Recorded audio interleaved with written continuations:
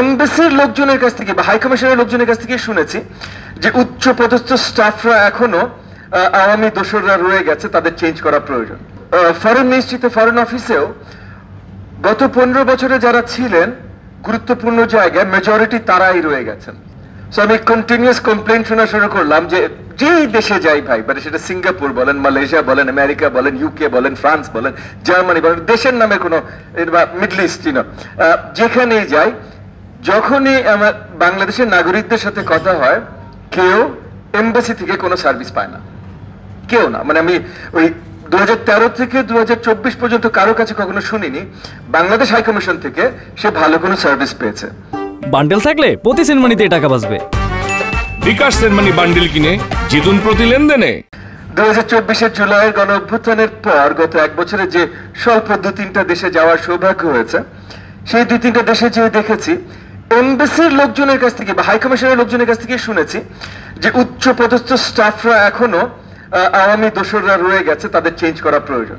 Unfortunately আমাদের current foreign মিনিস্ট্রিতেও সবার কাছ থেকে একই কথা শুনি যে এখনো ফরেন মিনিস্ট্রিতে, ফরেন অফিসেও গত 15 বছরে যারা ছিলেন গুরুত্বপূর্ণ জায়গায় মেজরিটি তারাই রয়ে গেছেন।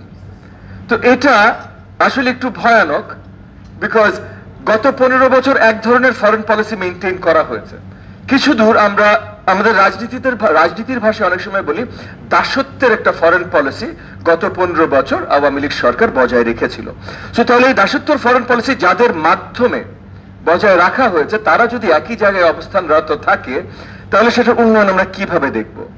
সরকারের অ্যাকাউন্টেবিলিটি যদি না থাকে, তাহলে সেখানে বাইরের ফরেন দেশগুলো যখন আপনার সাথে নেগোশিয়েট করতে বসবে, টেবিলে বসবে, তারাও জানে তারা একটা শক্তি নিয়ে আসছে, এই টেবিল থেকে তারা যেটাই নিয়ে যাবে সেটাই ফাইনাল, এরপরে আর কোনো দ্বিতীয় আলোচনা নাই। ভারতের সাথে ওয়াটার শেয়ারিং ট্রিটি আমরা 50 বছর ধরে খুব বেশি যে আগাতে পেরেছি, অনেক কিছুতে হয়তো পারি নাই। এইখানে কিছু জায়গায় এসছে চায়নাও ভলান্টিয়ার করেছে আমাদেরকে সহযোগিতা করবে ওয়াটার শেয়ারিং ট্রিটি বা এইগুলো রিলেটেড। তো এগুলো আমরা কিভাবে করতে চাই? আমরা বাইল্যাটারাল যেতে চাই, আমরা মাল্টিল্যাটারাল যেতে চাই? সেগুলো এই ইন্টারিম সরকারের একটা দায়িত্ব ছিল, কিন্তু এখানে অবভিয়াসলি চায়নার সাথে আমাদের সম্পর্ক উন্নয়ন হচ্ছে, চায়নার সাথে রাজনৈতিক দলগুলোরও অনেক উঠা বসা শুরু হয়েছে, আমরা অনেক অনেক আলোচনায় বসে চায়নার সুসম্পর্ক বাংলাদেশের সাথে তৈরি করতে চায়। কিন্তু চায়নার সাথে আবার আমাদের এই জায়গাটাতেও আমাদের অনেক ব্যালেন্সিং অ্যাক্ট আছে। ওয়েস্টার্ন ওয়ার্ল্ড, বিশেষ করে আমেরিকা এবং ইন্ডিয়া হয়তো সাথে চায় যে আমরা কোয়াডের কোনো না কোনো ভাবে অংশীদার হই। চায়নার কাছে চায়নার বন্ধুত্ব বজায় রাখতে হলে বিআরআই এর অংশীদার আমাদের বড়ভাবে হওয়া প্রয়োজন। এইখানে একটা অবভিয়াসলি কনফ্লিক্ট, ছোটখাটো কনফ্লিক্ট বা বড় আকারে কনফ্লিক্ট তো থাকবেই। ফরেন পলিসির কাজ হবে এগুলো ব্যালেন্স করা। তো এই ব্যালেন্স করার দায়িত্বে কারা থাকবে, পলিসিগুলো কি হবে, এটা অত্যন্ত গুরুত্বপূর্ণ।